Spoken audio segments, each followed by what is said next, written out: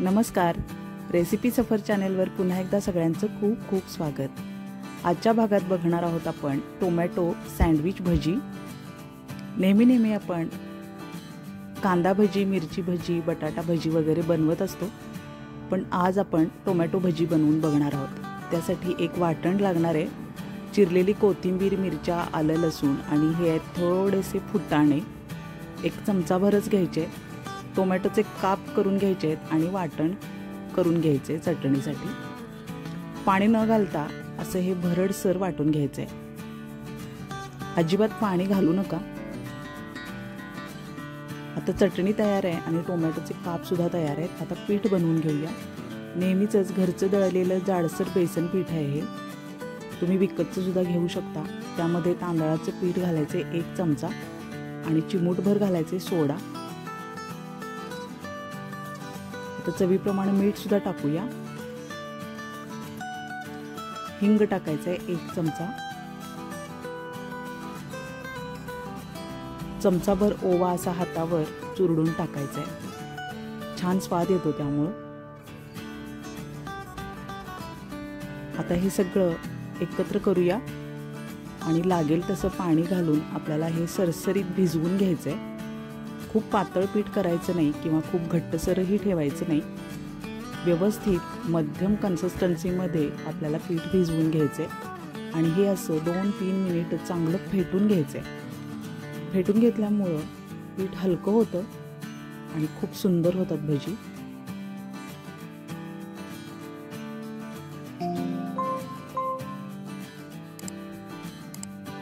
अतिशय स्वादिष्ट भजी तयार होतात, पण त्यासाठी तुम्ही ही चटणी अशी घट्टसर बनवली पाहिजे, नाहीतर ती टोमॅटोच्या कापांवर राहत नाही।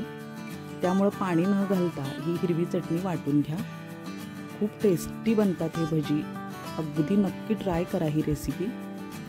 एकदा बनवली तर पुन्हा पुन्हा नक्की बनवणार आहे तुम्ही। दोन्ही बाजूनी ही चटणी अशी लावून घ्यायची आहे।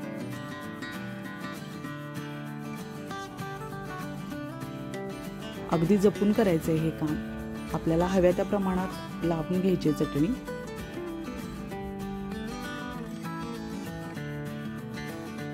आता हे सगळे काप आपल्याला पिठामध्ये अरेंज करून घ्यायचे आहेत। पीठ जर खूप घट्ट वाटत असेल तर थोडं अजून पाणी मिक्स केलं तरी चालेल, पण खूप पातळसर पीठ बनवू नका, नाहीतर ते त्या कापांवर राहणार नाही। कारण आपल्याला एकाच वेळी टोमॅटोचे काप आणि चटणी हे सगळं मॅनेज करायचंय पिठामध्ये। हळूवारपणे तेलात सोडून घ्यायचे भजी। खूप स्वादिष्ट आणि रुचकर बनतात हे भजी, एक वेळ नक्की ट्राय करून बघा। एक बाजू भाजल्यानंतरच दुसरी बाजू उलटवून घ्या। छान सोनेरी रंगावर तळू द्या।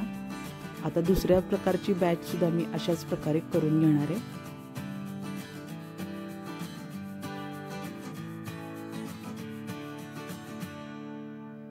टोमॅटो सॉस बरोबर हे भजी सर्व करा। हवा असेल तर तुम्ही तंदूर सॉस सुद्धा देऊ शकता, याच्याबरोबर मेयोनीज सुद्धा छान लागेल।